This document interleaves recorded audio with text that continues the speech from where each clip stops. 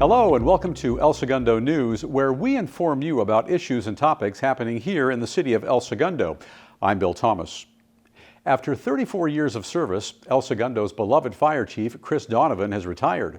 Donovan spent 15 years of his firefighting career as a fire chief, making him the most tenured fire chief in Los Angeles County. He first served as a civilian fire prevention student worker for LA County Fire, then served in Monterey Park as a firefighter and paramedic, working his way up to captain and battalion chief. In 2006, Donovan was hired as fire chief in Monrovia, then came to El Segundo in 2016, where he established the city's all-hazards incident management team, which successfully navigated El Segundo through the pandemic. He made significant improvements in the department, including replacing outdated fleet vehicles and reinstituting a staff wellness program. Donovan also served on several high-profile committees and obtained grant funding to further develop training of area fire agencies to respond to incidents such as terrorism, natural disasters, cyber attacks, and other public threats. Thank you, Chief Donovan, for your service. Now, filling Chief Donovan's shoes will be the first female fire chief in the South Bay, Deena Lee. Here's El Segundo's new fire chief with some thoughts on her appointment. Chief Donovan brought a lot of good things to this department. He brought programs and, new policies and professionalism, and he took us to a next level. What I bring is my 18 years of experience here, and that I care deeply about this fire department. I care deeply about this community, and my 18 years experience here, I feel like I can bring a lot and combine both of those things and keep bringing us up. I have the support, of the fire department and also the city leadership, and my only option is to just do the right thing and do what's right for the city. So it makes a lot of decision making easy for me. And I hope that I'm a role model for other women and girls, that someday the fire chief position is an option for women out there and for girls, and that you can be whatever you want to be when you grow up. When I had my first Fire 101 class at Long Beach City College, the instructor told us all that out of the 30 of us, that 10 of us would probably get hired and one of us would be a fire chief someday. And I said to myself, that was 20 years ago, I said, I'm going to be the fire chief.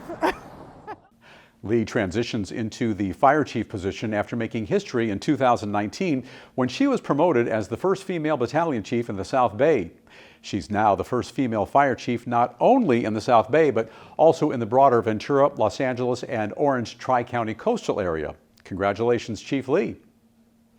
The El Segundo Police Department wants residents to know what to do if they see a coyote. Here's Lieutenant Aaron Corkins with some tips. We've been receiving a lot of calls about people out on walks with their pets, with their kids, or just out there walking alone, and they're spotting coyotes. The fact is they become habitualized. They're used to being around people. So once they spot a coyote here in town, we would like them to do what is called hazing. Make loud noises. You could spray a water hose at them. You could throw stuff at them. Make yourself appear as big and as threatening as possible, and they won't feel comfortable walking around town. If you just spot a coyote, you can call our animal control officer, Joe Camagong, at 310-524-2231, or you can go on the website of the California Department of Fish and Wildlife. It's wildlife.ca.gov. So if you do come in contact with an aggressive coyote, one that is trying to attack you or your pet, we urge you to call 911. Now, coyotes typically aren't aggressive towards people. It is very rare for that to happen, but then again, they're out hunting. And if you happen to have a small pet with you, pick up that pet. Make loud noises, make yourself appear large and big, and scare that animal away. We ask that the community comes out and helps us with this problem, and we ask for you to do your part. Keeping your pets indoors, keeping them on a short leash, keeping your cats inside, securing those trash cans, doing all the things that make it less attractive for coyotes to come here to El Segundo.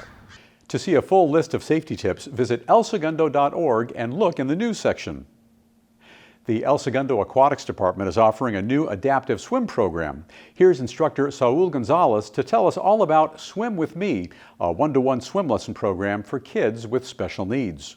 What we aim to do is create an individualized swim program that is tailored specifically for the child swim lessons and their goals and needs in the water. We try to find a balance in between having fun and following instructions so that the child progresses. For children on the spectrum and for children with special needs, being in the water, it serves multiple purposes for them: sensory, It's good activity for them. It's nice for them to get out. It's very good for them. The water heals. Gonzalez has over 20 years of experience as a swim instructor and 10 years as an ABA behavior therapist, and is also certified by the Red Cross as a water safety instructor. Swim with Me lessons are Saturday mornings at the Wiseburn Aquatic Center. To sign up, visit esrec.org. And the El Segundo Public Library has launched a new program to help residents conveniently stay productive on the go. Here's Senior Librarian Christina Cora Beckman with all the details. Due to a generous Chevron grant, we're now able to offer laptops to check out at the library. In each kit we have a Chromebook to check out the internet with, a hotspot to connect the Chromebook to the internet. We also have cables to connect and a case to hold everything in. So with a laptop kit, residents can do anything online, including pay their bills, apply for a job, connect with friends and family, even place books on hold or check out ebooks with the library. Public computers and free Wi-Fi have long been services we provided at the library, but we are excited to expand those services to now offer internet anytime, anywhere. Adult library card members in good standing just need to visit the adult reference desk. We're going to see their photo ID, their El Segundo library card, and have them sign our electronic borrower's agreement. We'll then check out the kit to them for 3 weeks. And as long as no one else have it, we'll renew it for one time, which will give them an additional 3 weeks. Once they're finished with the kit, they also return it to the adult reference desk. We're excited to offer this service to the community, and we hope they enjoy it. For more information on all the exciting services and events the library has to offer, visit elsegundolibrary.org. Here's Economic Development Coordinator Christina Reveles with some exciting business news about our city.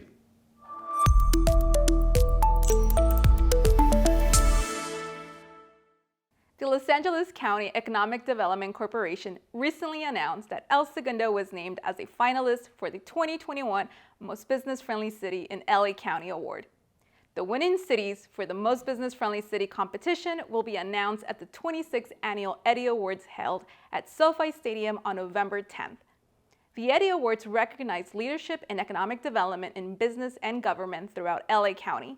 The nominated cities were selected for extraordinary business attraction, retention, and expansion, as well as business recovery efforts during COVID-19. El Segundo has received the Most Business-Friendly City Award twice, and this year the city is proud to be nominated once again for its innovative approaches to economic recovery. For information on attending the Eddy Awards ceremony in November, please visit ladc.org and click on Events tab. Thanks, Christina. Now, the Los Angeles Department of Water and Power is working hard to increase transmission capacity and update aging infrastructure with their Scattergood to West LA modernization project. The project involves upgrading underground transmission lines and may impact commuters to El Segundo with expected traffic delays and parking delays on Vista Del Mar that'll be in Los Angeles from 7 a.m. till 7 p.m. Monday through Saturday. LADWP will remove all traffic control measures at the end of each work shift. Construction is slated to begin this month and completed by March next year. Water and power services are not expected to be impacted. For more information, look in the news section on elsegundo.org. Hall of Fame baseball player George Brett just celebrated his 50-year high school reunion. ES Media caught up with Mr. Brett for this exclusive interview. You know, we were just a good team. We had a great coach in John Stevenson who built a great program here.